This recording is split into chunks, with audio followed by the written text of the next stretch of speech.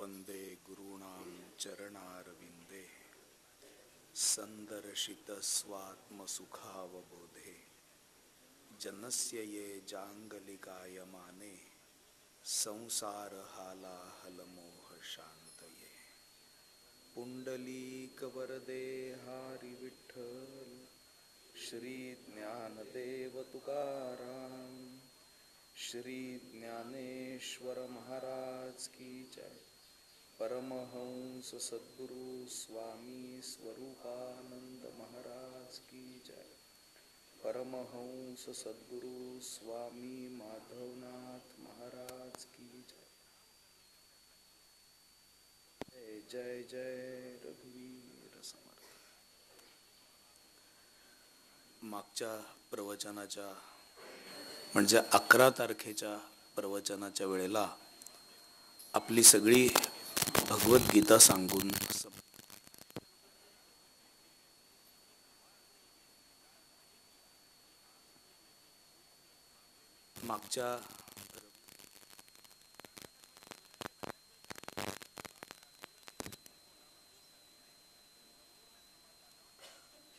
मागच्या रविवारी आपली 3 तासाची ध्यानाची बैठक होती, त्यामुळे प्रवचन नव्हतं. पहिल्या अध्यायापासून 18व्या अध्यायापर्यंत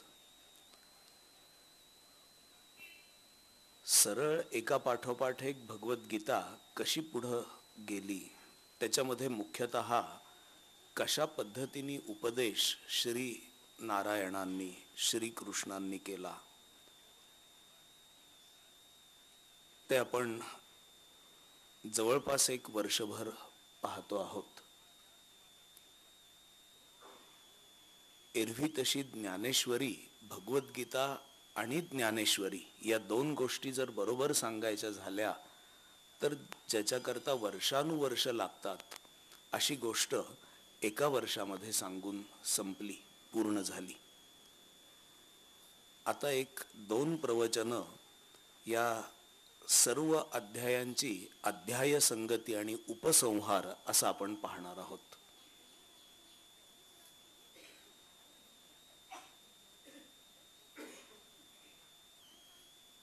भगवद्गीतेमध्ये मुख्यतः भगवान श्री कृष्णांनी रणांगणावर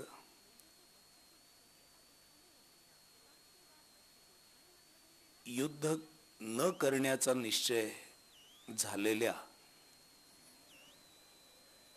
आणि किंग कर्तव्य मूढ म्हणजे कर्तव्य काय आणि अकर्तव्य काय हे समजेनासं झालेल्या अशा अर्जुनाला केलेला उपदेश म्हणजे भगवद्गीता आहे.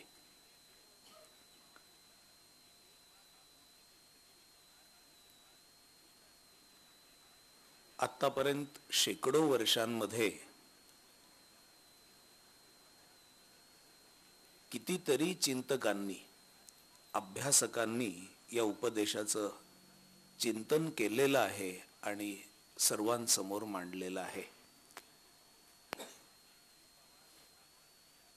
आतापर्यंत परमार्थाच्या इतिहासामध्ये अक्षरशः लक्षावधी साधकांना मोक्ष मार्गावरून चालण्यासाठी म्हणून दीपस्तंभाप्रमाणे या ग्रंथांनी मार्गदर्शन केलेलं आहे. कितीतरी आत्मज्ञानी महापुरुष या ग्रंथाला प्रमाण मानून आत्मज्ञानापर्यंत पोचलेले आहेत. भगवद्गीतेची अध्याय संगती आतापर्यंत जे काही चिंतन भगवद्गीतेचं झालं त्या सर्व चिंतनाच्या आधाराने मांडण्याचा एक अल्पसा प्रयत्न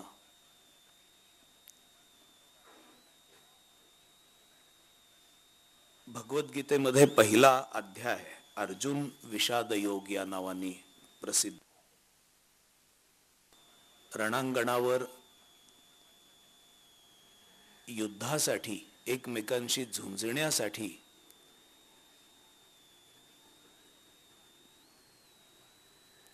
कुरुवंशातील कौरव आणि पांडव असे एकमेकांचे चुलत बंधू एकत्र आलेले होते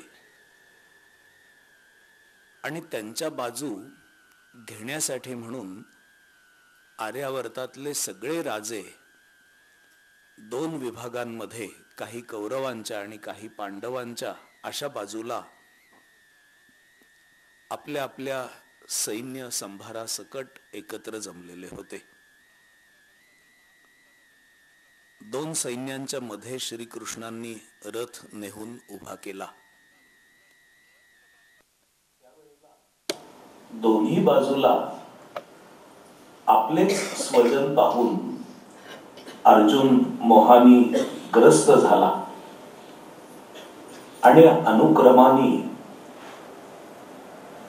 करुणा आणि विषादानी तो पार दैन्यावस्थेपर्यंत जाऊन पोहोचला.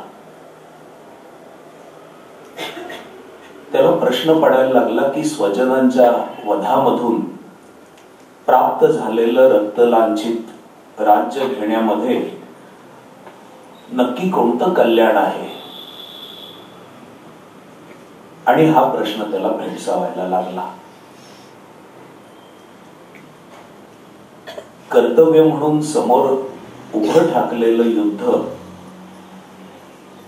आणि युद्धासारखं घोर असं कर्म आपण करायला नको अशी भूमिका घेऊन अर्जुन धनुष्यबाण टाकून आपल्या रथामध्ये अगतिक होऊन बसून राहिला.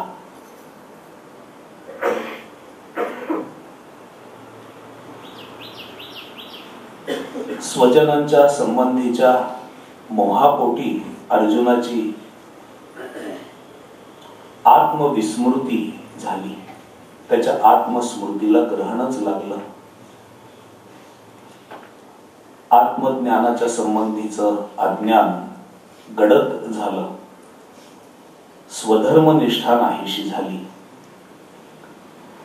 आत्मबुद्धीच्या अभावी युद्धासारख्या भीषण कर्माच्या परिणामांचा म्हणजे कर्मफलाचा विचार अर्जुन करायला लागला आणि तो विचार प्रबल झाला. त्याच्या बुद्धीचं स्थैर्य नाहीसं झालं आणि काय करावं आणि काय करू नये अशा प्रकारचा संदेह त्याच्या ठिकाणी उत्पन्न झाला.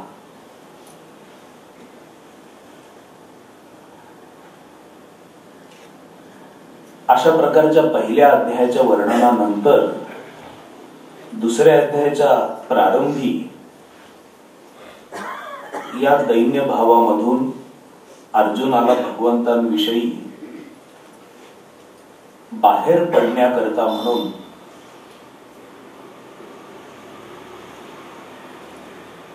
प्रथम आधार वाटायला लागला आणि त्याच्यातूनच भगवंतांविषयी शिष्यभाव त्याच्या ठिकाणी निर्माण झाला.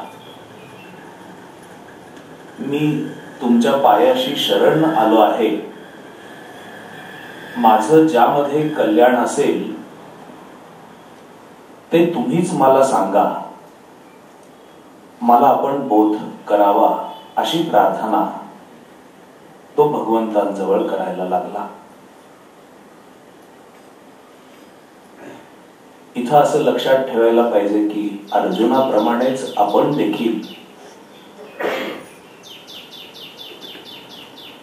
स्वजनांविषयीच्या मोहामुळं तसंच कर्तव्य आणि अकर्तव्य याच्याविषयीच्या मोहामुळं बुद्धीचं स्थैर्य घालवून बसतो आणि काय करावं काय न करावं अशा प्रकारच्या संदेहाने आपण देखील अनेक वेळेला भरून जातो. अगदी हतबल देखील होतो. अशा प्रत्येक वेळेला आपल्या जीवनामध्ये देखील भगवंतांच्या उपदेशाची म्हणजे भगवद्गीतेची आवश्यकता निर्माण होते. अर्जुनासारख्याच शिष्य भावानी अशा वेळेला भगवंतांना जर शरण गेलो तर हा भगवद्गीतेचा महान तेजस्वी असा उपदेश अर्जुनाप्रमाणेच आपल्याला देखील दैन्य भावामधून बाहेर पडण्यासाठी मदत करेल याच्यामध्ये काही शंका नाही. दुसऱ्या अध्यायाची जी मांडणी आहे ती मांडणी मुख्यतः 11व्या श्लोकापासून ते 30व्या श्लोकापर्यंत आत्मज्ञान विषयक उपदेश सांख्य बुद्धी या नावाने प्रसिद्ध आहे.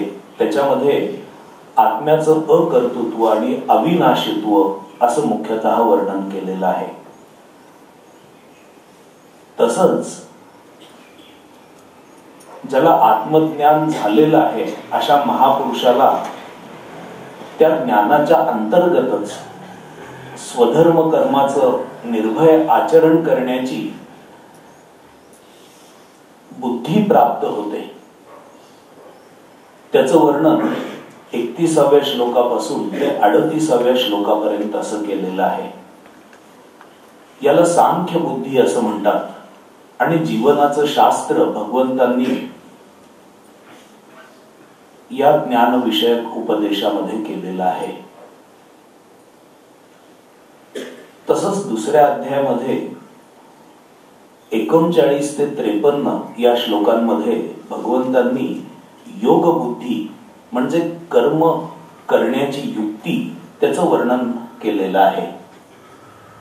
दुसऱ्या अध्यायामध्ये अजून एक महत्वाचं प्रकरण म्हणजे स्थितप्रज्ञ दर्शन. दुसऱ्या अध्यायाच्या शेवटी 54व्या श्लोकानंतर अध्याय संपेपर्यंत स्थितप्रज्ञाचं वर्णन भगवंतांनी केलेलं आहे.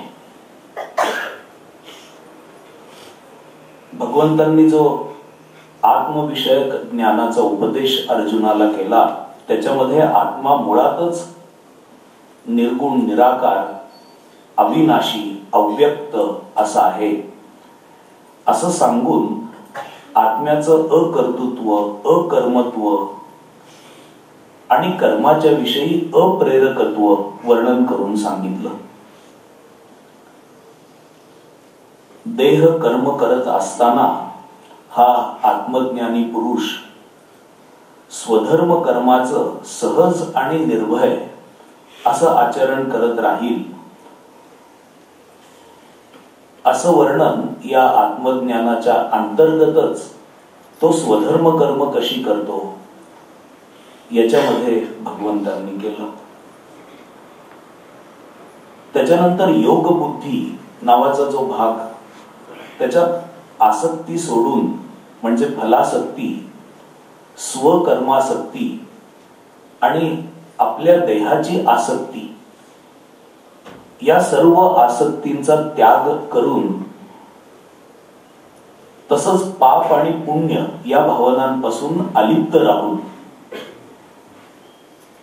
कर्म पूर्ण होत आहे की अपूर्ण राहत आहे याच्याकडे दुर्लक्ष करून म्हणजे याच्या बाबत समभाव ठेवून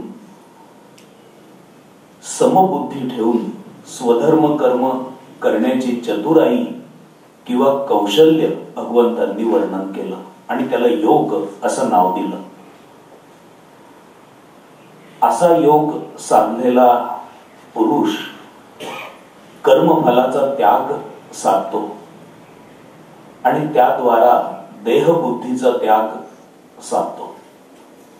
जन्मबंधनातून मुक्त होतो आणि दुःख विरहित अशा स्वरूप सुख देणाऱ्या समाधी वृत्तीमध्ये स्थिर आणि निश्चल राहतो. तसंच स्थिर बुद्धी प्राप्त करून घेतो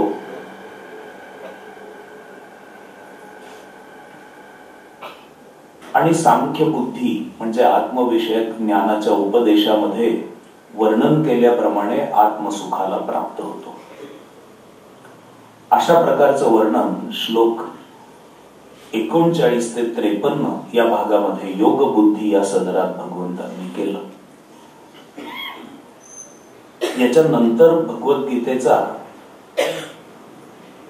पूर्ण आदर्श, परिपूर्ण आदर्श मूर्ती म्हणून वर्णन केला जाऊ शकेल असा स्थितप्रज्ञ भगवंतांनी वर्णन करून सांगितला. जीवनाचं शास्त्र म्हणजे सांख्य बुद्धी आणि जीवन जगण्याची कला म्हणजे योग बुद्धी, या दोन्ही स्थितप्रज्ञाच्या ठिकाणी एकवटलेल्या असतात. हा स्थितप्रज्ञ भगवद्गीतेचा परम आदर्श म्हणून वर्णन केला जातो. गीतेची ही गुरुमूर्ती म्हणून सांगितली जाते. भगवद्गीतेमध्ये स्थितप्रज्ञ, कर्मयोगी, जीवनमुक्त, संन्यासी, ध्यानयोगी, भक्त, ज्ञानी, गुणातीत, दैवी गुणसंपदेने युक्त असा पुरुष, अशा प्रकारची अतिशय विलोभनीय अशी जीवन चरित्र तसंच गुणचरित्रांची शब्दचित्र भगवंतांनी रेखाटलेली आहेत. ही सगळी एकाच प्राप्त पुरुषाची म्हणजे आत्मज्ञानी पुरुषाची वर्णन आहेत. त्याची स्थिर बुद्धी अथवा कर्म करण्याची दृष्टी अथवा भक्ती अशा विविध लक्षणांना धरून आलेली ही वर्णन आहेत. जसं हिमालयाच्या त्या पर्वतरांगा निरनिराळ्या ठिकाणाहून पाहताना जशा वेगळा वेगळा दृश्याविष्कार दाखवतात, तसंच इथं देखील आहे. या विविध अंगांनी वर्णन केल्या गेलेल्या जीवन गुणचरित्रांची काही समान वैशिष्ट्ये देखील आहेत.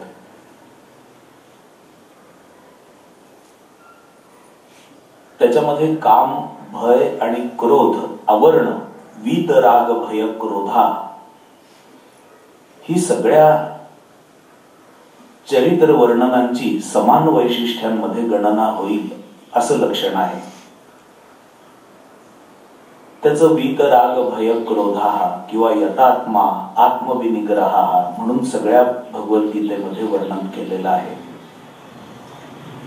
तसंच जी वेगळी वेगळी द्वंद्व असतात, सुख, दुःख, शुभ, अशुभ, शत्रू, मित्र, मान, अपमान, शीतोष्ण, निंदा, स्तुती, अशा सर्व द्वंद्वांमध्ये सम राहणं म्हणजे आत्मबुद्धीमध्ये स्थिर राहणं. द्वंद्व सहिष्णुता किंवा समदर्शित्व या नावाने सर्व ठिकाणी या गुणांचा समानत्वाने उल्लेख केलेला आहे. तसंच अमानित्व किंवा अनहंकारत्व किंवा निरहंकारत्व अशा रीतीने अहंकार रहितता या सर्व लक्षणांमध्ये एक कॉमन समान असा गुण आहे. आपल्या आत्म्यामध्येच म्हणजे आपल्या ठिकाणीच, आपल्या स्वरूपाच्या ठिकाणी सुखे नैव राहणं, नित्य तृप्त किंवा संतुष्ट सततम असं असणं हे देखील एक समान लक्षण आहे. तसंच बुद्धीच्या अंगाने स्थितप्रज्ञता, स्थिरमती किंवा स्थिर बुद्धी होऊन असणं, कर्माच्या अंगाने फलत्यागी किंवा संगत्यागी किंवा निर्ममत्व असणं, तसंच या सर्व लक्षणांचा विशेष शांतीच्या लाभामध्ये होतो असंही भगवंतांनी सांगितलेलं आहे. ही शांती कामना त्यागाने मिळते, फलत्यागाने मिळते, ध्यानाच्या अभ्यासाने मिळते म्हणजे संकल्पाच्या त्यागाने मिळते, भक्ती श्रद्धेने मिळते, ईश्वर ज्ञानाच्या लाभाने मिळते, तसंच परमेश्वराच्या प्रसादाने देखील मिळते असं भगवंतांनी सांगितलेलं आहे. स्थितप्रज्ञ किंवा कर्मयोगी किंवा ज्ञानी किंवा भक्त सर्वात शेवटी एकाच परमदशेला प्राप्त होतात. आणि स्थितप्रज्ञ किंवा कर्मयोगी किंवा ज्ञानी किंवा भक्त हे एकमेकांपासून मुळीच वेगळे नसतात. ही जी शेवटची अत्युत्तम स्थिती, ती स्थिती ब्राह्मी स्थिती म्हणून दुसऱ्या अध्यायामध्ये अखेरीला वर्णन केलेली आहे. ही स्थिती अंतकाळपर्यंत राहून देह त्यागानंतर ब्रह्मामध्ये कायमस्वरूपी मिसळून जाणं किंवा मिळून जाणं, अशा ब्रह्मनिर्वाणाला हा पुरुष जाऊन मिळतो, असं भगवद्गीता म्हणते. दुसऱ्या अध्यायामध्ये जो एकूण प्रवास सांगितलेला आहे, हा प्रवास पुरा कसा होतो ते उरलेल्या सगळ्या अध्यायांमध्ये विस्ताराने आलेला आहे. तिसऱ्या अध्यायाच्या प्रारंभाप्रमाणे भगवद्गीतेमध्ये ज्ञान प्राप्ती करता म्हणून 2 मार्ग सांगितलेले आहेत. एक म्हणजे ज्ञान मार्ग आणि दुसरा म्हणजे कर्म मार्ग. याच्यापैकी जो ज्ञान मार्ग म्हणून आहे त्याचं विवरण भगवद्गीतेमध्ये क्वचित कुठेतरी आलेलं आहे. या ज्ञान मार्गालाच 5व्या अध्यायामध्ये संन्यास आणि 12व्या अध्यायामध्ये अव्यक्त उपासना असं नाव दिलेलं आहे. देहधारी व्यक्तीला ज्ञान प्राप्तीसाठी ही ज्ञान मार्गासारखी बिनखुणेची उपासना करताना अधिक क्लेश होतात, असा अभिप्राय भगवंत देतात. योगाच्या आश्रयाखेरीज एकदम संन्यास स्थिती गाठण्याकरता म्हणून दुःख अधिक आहे, असं भगवंतांनी म्हटलेलं आहे. कर्म मार्ग, जो दुसरा मार्ग ज्याचं भगवद्गीता निरूपण करते, तो मार्ग म्हणजे भगवत प्राप्तीसाठी ज्ञान मार्ग आणि दुसरा कर्म मार्ग या दोघांमध्ये तुलनेने सुलभ आहे. तुलनेने असं स्वतः भगवंत सांगतात.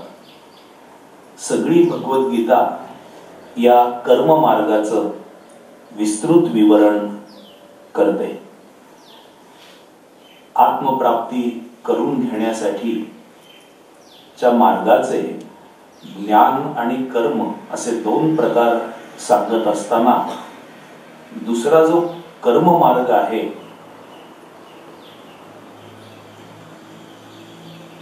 तो नावानी जरी कर्म मार्ग म्हणून ओळखला जात असला तरी त्याचा अर्थ मात्र केवळ कर्मयोग असा नाही. आत्मज्ञानाचा उपदेश बुद्धीमध्ये ठेवून किंवा ठसवून आत्मज्ञानाच्या प्रित्यर्थ कर्म करणं, ध्यान करणं, तसंच श्रद्धा प्रेमादी भक्तीचं आचरण करणं, असा व्यापक अर्थ कर्म मार्गामध्ये येतो. आत्मप्रचितीसाठी आचरावयाची ही थेट साधनं म्हणून भगवद्गीतेमध्ये सांगितलेली आहेत. कर्म मार्गामध्ये भगवंतांनी आत्मप्रचिती करता जसा साधन मार्ग सांगितला, तसंच आत्मप्रचिती झाल्यानंतर किंवा रोज साधनेमध्ये होत असताना ही आत्मप्रचिती शाबूत ठेवून जगतामध्ये वर्तन करण्यासाठी म्हणून समजून घेण्याचा जो विचार, तो विचार विज्ञान या नावाने भगवद्गीतेमध्ये आलेला आहे.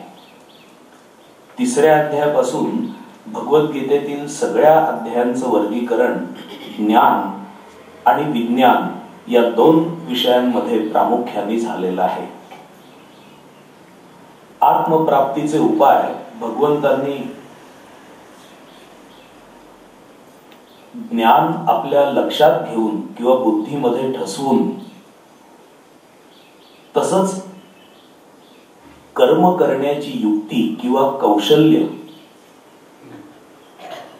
कर्मयोग साधून, तसंच वैराग्यपूर्वक आत्म्याची साक्षात प्रचिती येण्यासाठी आत्मसंयमनाचा म्हणजे ध्यानाचा अभ्यास करून त्याच्याही पुढे जाऊन श्रद्धा, प्रेम, सेवा उपासना अशा प्रकारची भक्ती एकत्रित जीवनामध्ये भगवंतांनी अपेक्षिलेली आहे. याच्यापैकी ज्ञानाचं निरूपण दुसऱ्या अध्यायामध्ये करण्यात आलेलं आहे. तिसऱ्या, चौथ्या आणि पाचव्या या 3 अध्यायामध्ये कर्मयोग भगवंतांनी सांगितला. आपलं जे सहज प्राप्त कर्तव्य कर्म आहे ते कर्तव्य कर्म टाळता कामा नये. हे कर्तव्य कर्म सेवाभावानी, समर्पण भावानी, म्हणजे ईश्वरार्पण बुद्धीनी, तसंच स्वार्थ त्यागपूर्वक करावं असं भगवंत सांगतात. फळाविषयी आशा अथवा आसक्ती न ठेवता कर्म करावं. कर्माच्या वेळेला आत्मभावाने राहावं. ममत्व आणि स्पृहा यांचा त्याग करत राहावं. अशा प्रकारे कर्म केलं असताना कर्म करूनही मुळीच कर्म करत नाही अशा प्रकारचा भाव म्हणजे अकर्मदशा साधकाला प्राप्त होते. असा कर्मयोगाच्या एकूण शिकवणुकीचा सारांश आहे. कर्मयोगाचं यथाशक्य आचरण करत असताना वैराग्याच्या मूळ आधारावर आत्मसंयमन रूपी ध्यानाचा अभ्यास करावा असं मुख्यतः 6व्या अध्यायामध्ये भगवंतांनी सांगितलं. 5व्या अध्यायाच्या अखेरीला आणि 8व्या अध्यायामध्ये मरणकालीन साधना सांगताना देखील हाच ध्यानाचा अभ्यास भगवंतांनी सांगितलेला आहे. मरण कधी येईल याचा भरोसा नसल्यामुळं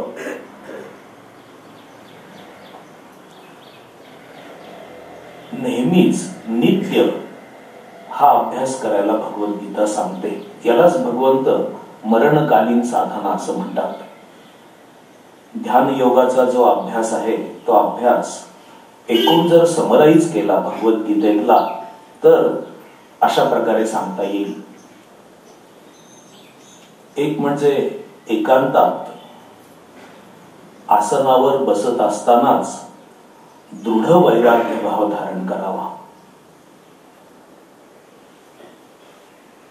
आणि सद्गुरु स्मरण करावं. अत्यंत भावानी सद्गुरु स्मरण करावं. दुसरं म्हणजे मोक्ष प्राप्तीचा तसंच आपणच आत्मस्वरूप आहोत असा तीव्र संकल्प करावा. तिसरं म्हणजे आपल्या प्राणापान गतीकडे लक्ष ठेवावं आणि ती सम करावी. सम करण्याचा अभ्यास करावा आणि त्याच्या बरोबरच ओम या एकाक्षर ब्रह्माचा काही काळ जप परमात्मा भावनेने करावा किंवा सोहम भावना ठेवावी. चौथं म्हणजे 2 भुवयांमध्ये मनाचा निरोध करून आपले प्राण मस्तकाच्या प्रदेशामध्ये ठेवावेत आणि तिथंच अंतर्दृष्टीने लक्ष ठेवून दिव्य अशा परमपुरुषाला प्राप्त व्हावं. जर अशा वेळी संकल्प आणि कामना निर्माण होतील तर त्यांच्याकडे साक्षीत्वाने पाहावं.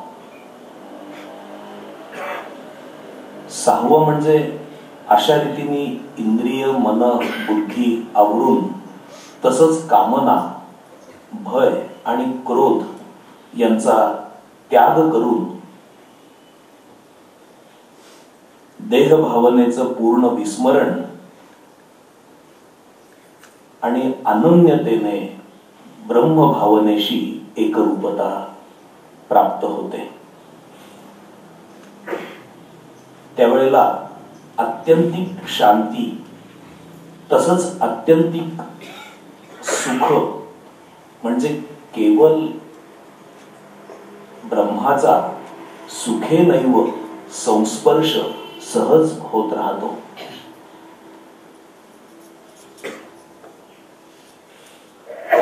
9 म्हणजे निर्वाण परम ब्रह्मसुखाचा अनुभव घेत असतानाच सर्व भूतमात्रांच्या ठिकाणी आत्मौपम्य दृष्टी निर्माण होते.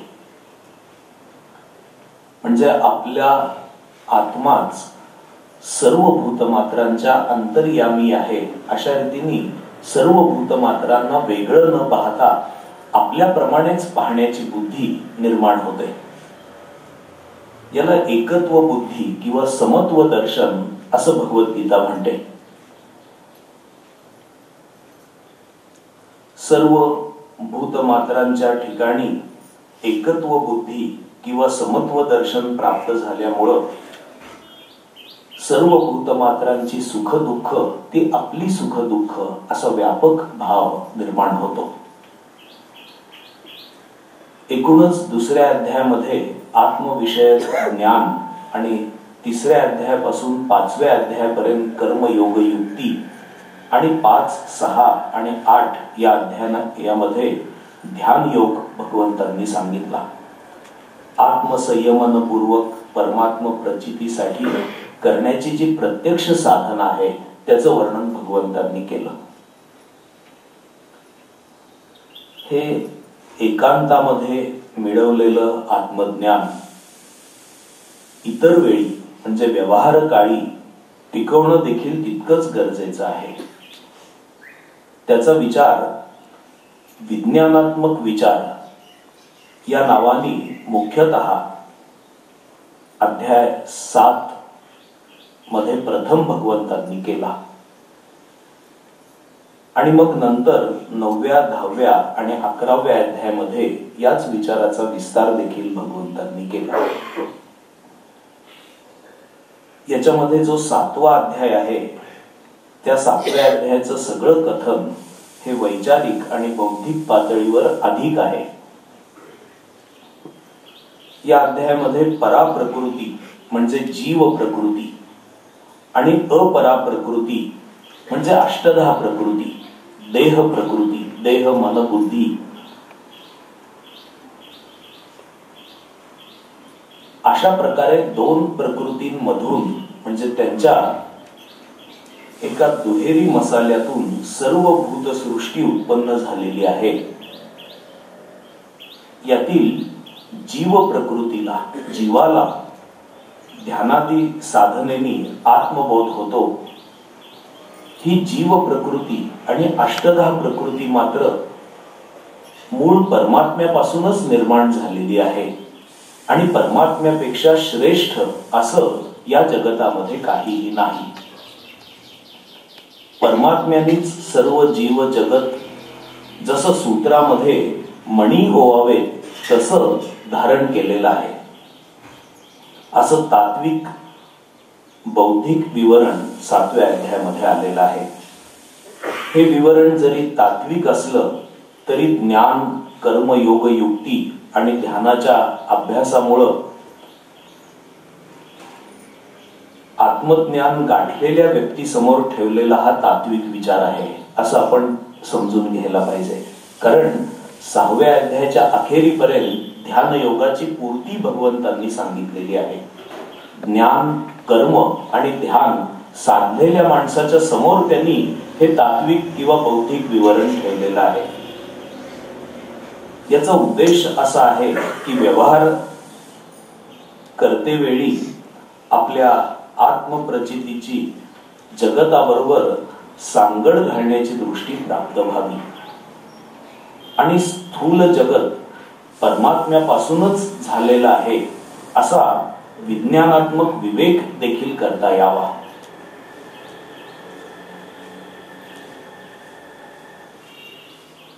परा आणि अपरा या प्रकृती मूळ परमात्म्यापासूनच निर्माण झालेले आहेत. हाच विज्ञानात्मक विचार पुढं 13व्या अध्यायामध्ये क्षेत्र, क्षेत्रज्ञ आणि प्रकृती, पुरुष या नावाने भगवंतांनी वर्णन केला. तसंच 15व्या अध्यायामध्ये क्षर, अक्षर, पुरुष या नावाने देखील हाच विचार भगवंतांनी सांगितला. आत्मज्ञानाचा विचार आपल्या अंतःकरणामध्ये आणि बुद्धीमध्ये ठसवून अनासक्त कर्मयोगाचं आचरण, तसंच त्याच जीवनामध्ये ध्यानाच्या अभ्यासाने आत्मज्ञान प्राप्तीपर्यंत साधकांनी जावं. तसंच सर्व परा आणि अपरा प्रकृती तत्वतः परमात्म स्वरूप आहेत असं तात्विक ज्ञान देखील प्राप्त करून घ्यावं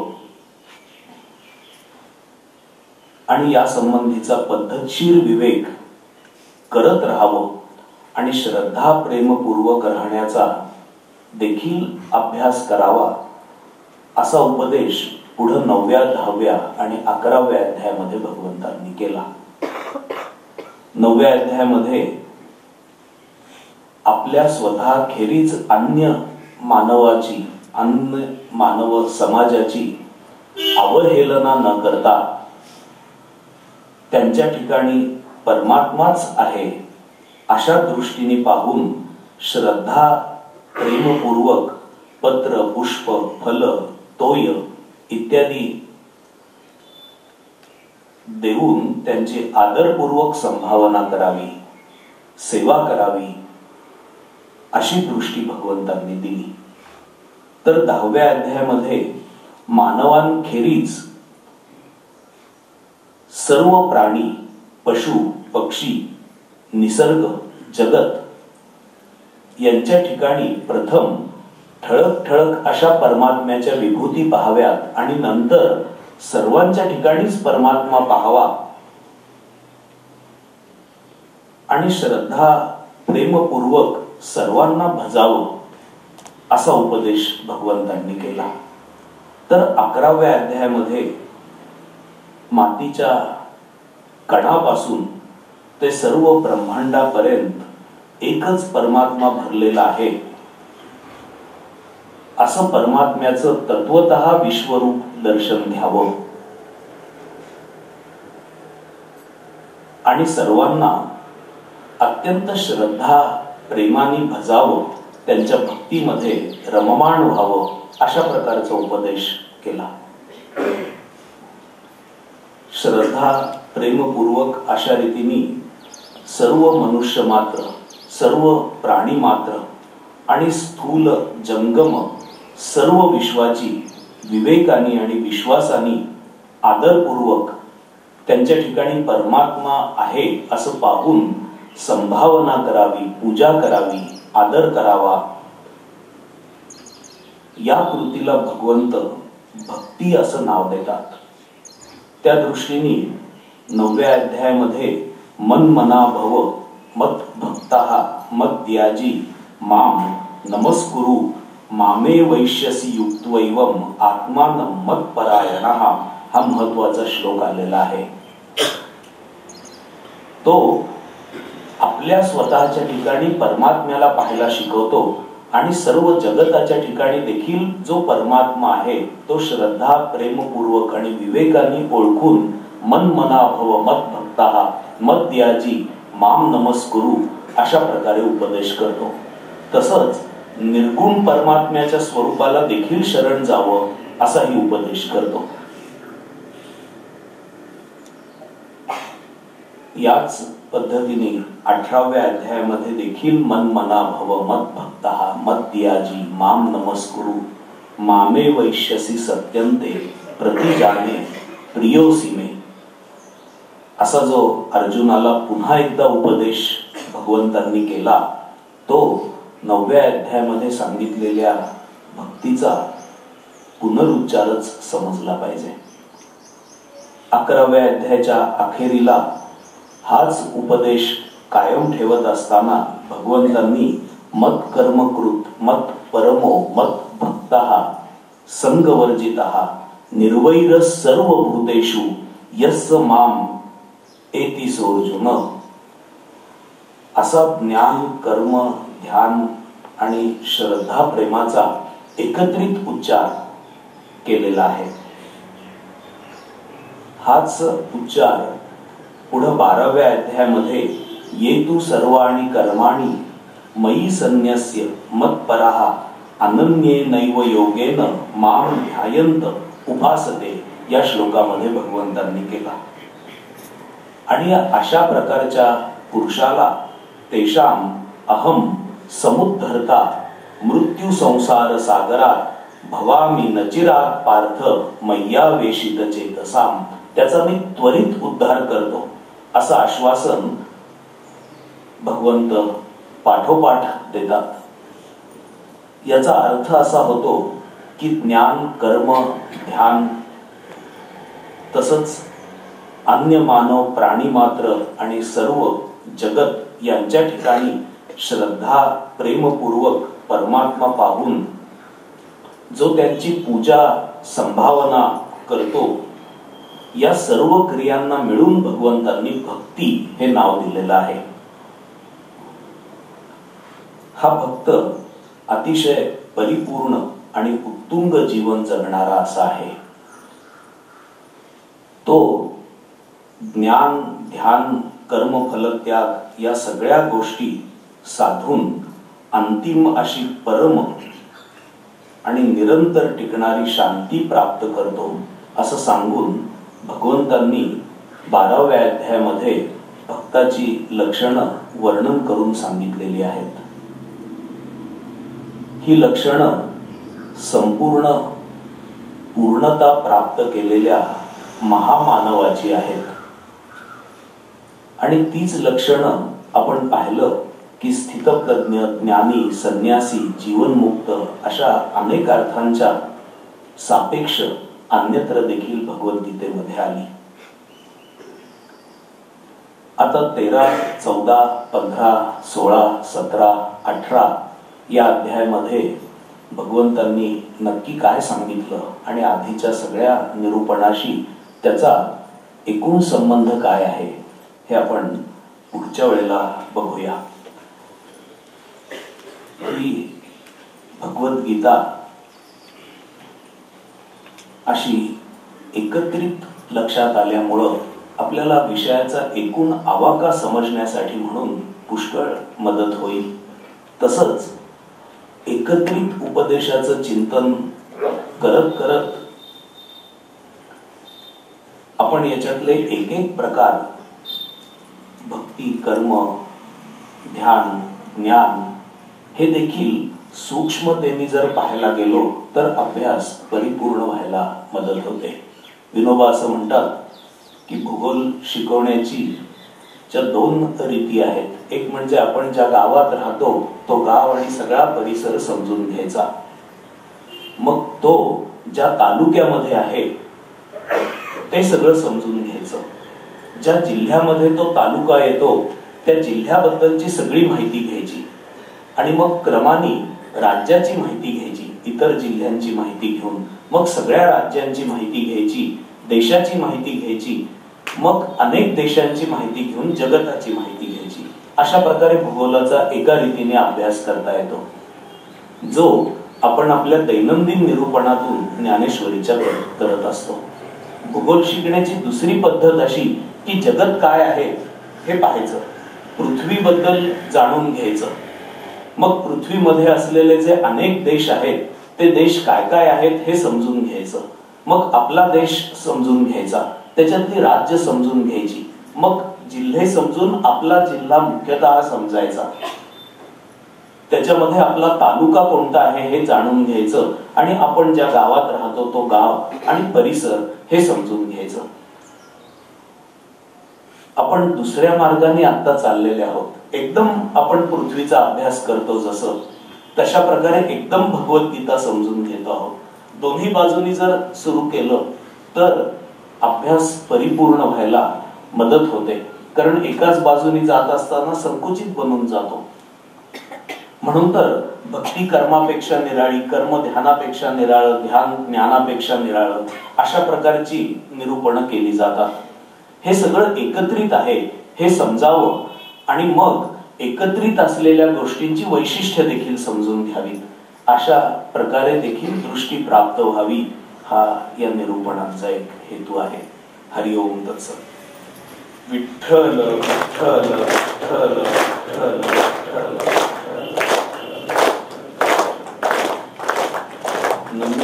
योगी थोर विरागी तत्वज्ञानी संत तो सत्कविवर परात्पर गुरु ज्ञानदेव भगवंत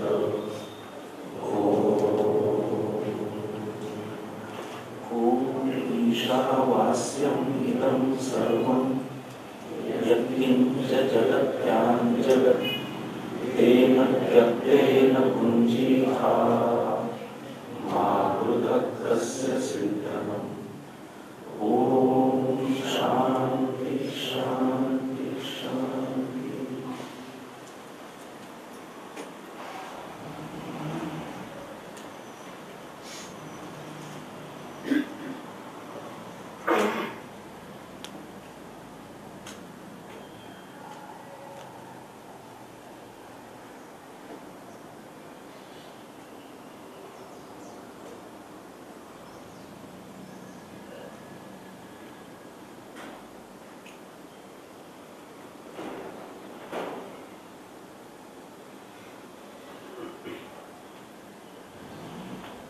हरि हरि हरि हरि ज्ञानों